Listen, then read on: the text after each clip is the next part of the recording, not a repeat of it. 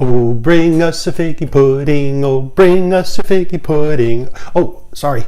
This is Papa G, and welcome to Papa Can Cook. I was just singing one of my favorite Christmas songs about a figgy pudding, and I said to myself, why not? Let me make a figgy pudding. So Mary and I had it once several years ago when we were in London at Harrods, and it was very good. Now, I've made this before, and it actually tastes pretty close. It is gluten and dairy free and non-alcoholic, and although you may say, well, that's a key element, when they light it up and the brandy burns and stuff, really doesn't make that much of a difference. This tastes really good, so I'm going to show you what goes into it. Figs, of course, that's why it's called figgy.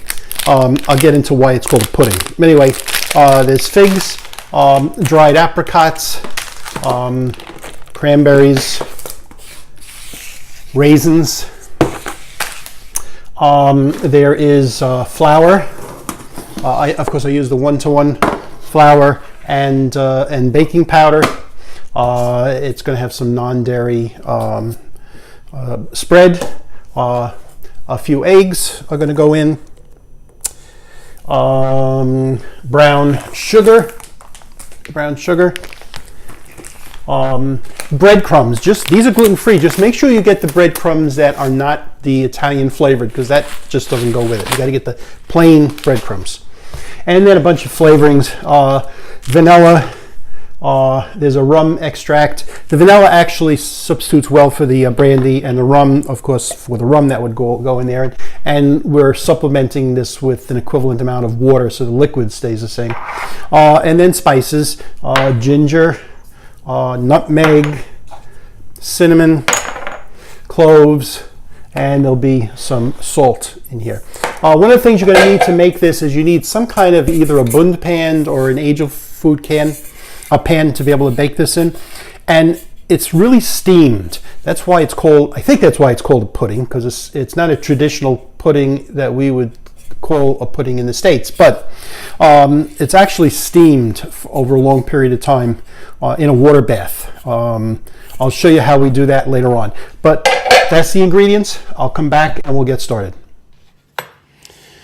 All right, you're going to want to take the figs. First of all, trim the stems off, because you don't want them in there. And I quarter the figs to make them easier to be able to put into the food processor and chop up, because you want to be able to chop up the figs and raisins and so forth.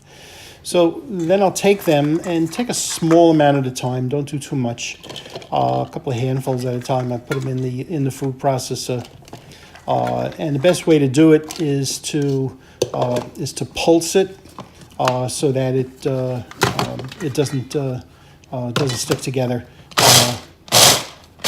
Once that's done, you'll see that it comes out nice and chopped well. And then we'll be able to take that, and I'm going to put it into a small saucepan. And the saucepan we'll be using later on when we cook this for a while and mix it with everything else. So I'm going to take a bowl and I'm going to sift together the flour. I've got a cup and a quarter of the gluten-free 1-to-1 flour. I put all the spices together along with the salt in here. And this is also going to take 2 teaspoons of baking powder.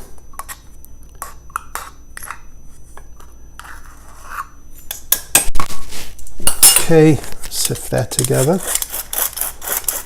So now in a separate bowl, I've put the eggs and the melted and cooled butter. Whisk them together. I'm adding in the brown sugar and the plain breadcrumbs, and I'm going to mix them as well as I can with the whisk, and then we're going to combine everything and I'll be back. I put the chopped figs, raisins and cranberries in a small saucepan. This was the liquid with the extracts, the flavoring extracts. I'm going to put that in here, I'm going to let this come to a strong simmer and let it simmer for about 5 minutes. And then it'll cool down, and then we'll mix everything together. Taking the fig mixture, which has cooled down a bit, I'm going to fold that into the egg, sugar, and dairy-free topping mixture. And let me get rid of the whisk because I don't use the whisk anymore. Okay, stir that up a bit. Add in the flour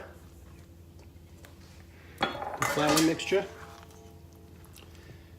and try and keep it in the pan.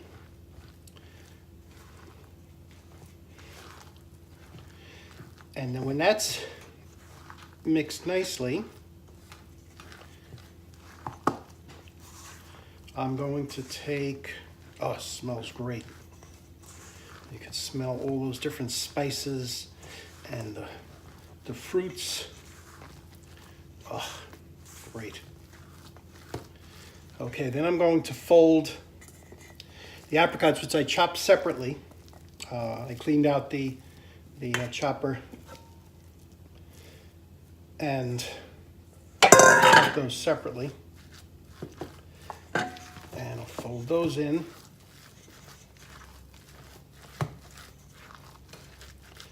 Make sure everything is, again, mixed nicely. You could use a spatula, like I have a rubber spatula or a wooden spoon, but you need something stiff enough to be able to move this around. In the meantime, I've greased the inside of my buns pan,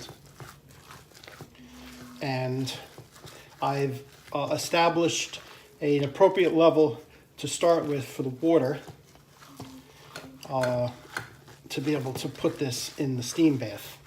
So now what I'm going to do is I'm going to spoon this out into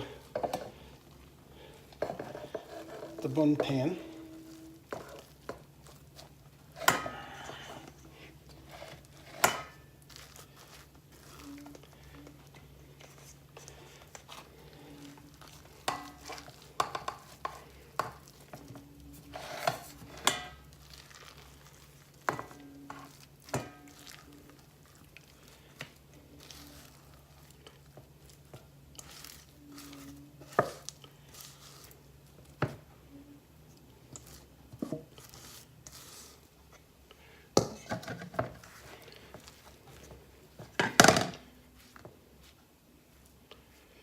Okay, level it out. And I'm going to cover this with aluminum foil to smooth it out nicely, because this is going to be the bottom of the figgy pudding, so you want it to be level.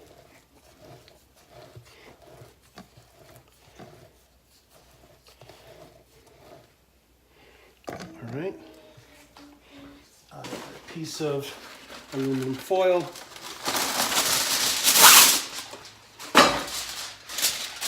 Cover that tightly.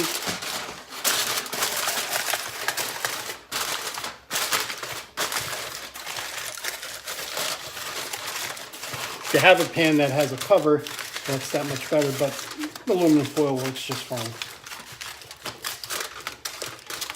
Great. Now I'm going to put this back in the pan.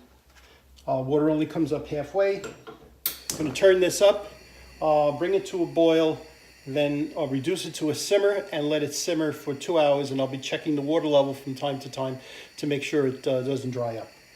And then I'll show you what it looks like at the end when I turn it out. All right, the pudding is done. I've let it cool down. I'm just going to go around the outside just to make sure that it's not sticking, and the inside too.